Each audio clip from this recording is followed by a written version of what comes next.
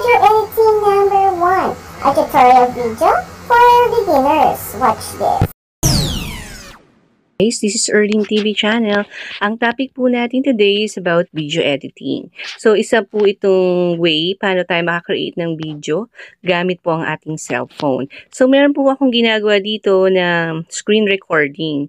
As you can see, nag-record na po siya para makita po natin lahat ng activity ng cellphone ko.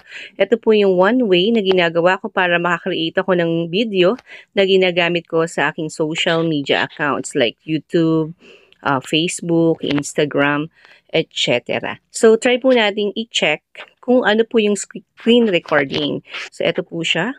Click po natin to. So, dito may mga options sa ating control center.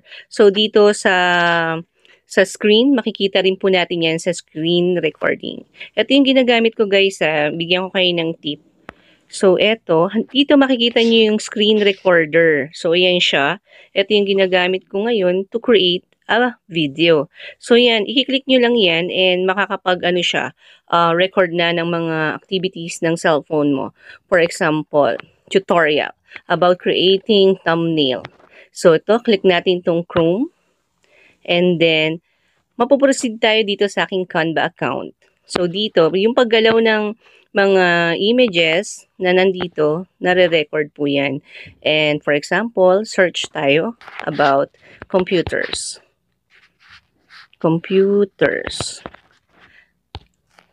So, yan guys. Dito makikita natin yung answer niya. So, nakalagay dito, can't find daw.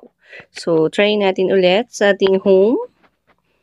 So, nasa Canva account ako. For example, YouTube thumbnail. So, gagawa tayong YouTube thumbnail. Mag-tutorial. So, guys, ito siya. So, makikita natin dito yung mga different thumbnails. So, yan guys, ito yung sample. Ito yung ginagamit ko. For example, ito. Sa tutorial and editing po natin ng aking video. So, guys, ito, as you can see, nakikita niyo po yung YouTube thumbnail. So, pwede po natin siyang i-edit. For example, edit natin. Pangalanan po natin, Erling TV. And then, dito, pwede po tayong mag-edit pa.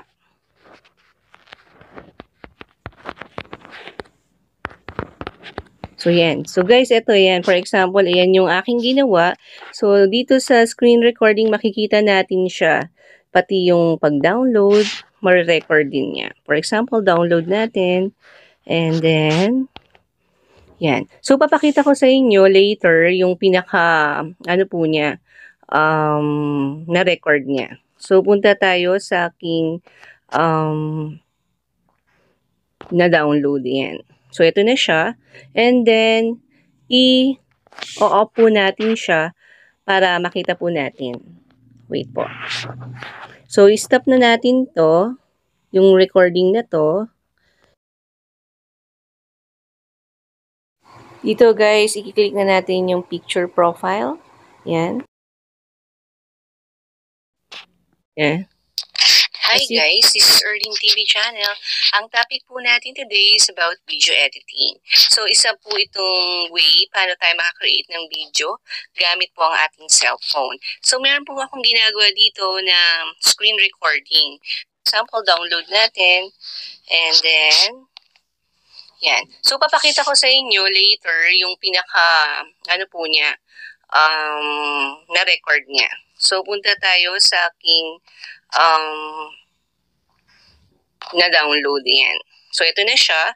And then, i-off po natin siya para makita po natin. Wait po. So, i-stop na natin to, yung recording na to.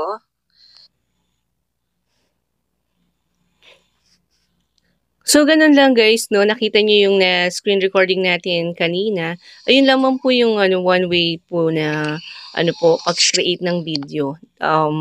Yung screen recording. So, ilalapat nyo na lang po siya sa mga video editor like CapCut or KineMaster para at least maging maayos po yung ating video na ma-create. So, guys, I hope nagkaroon kayo ng additional information on how to use screen recording para sa paggawa nyo ng mas magandang mga videos sa inyong mga account po sa social media.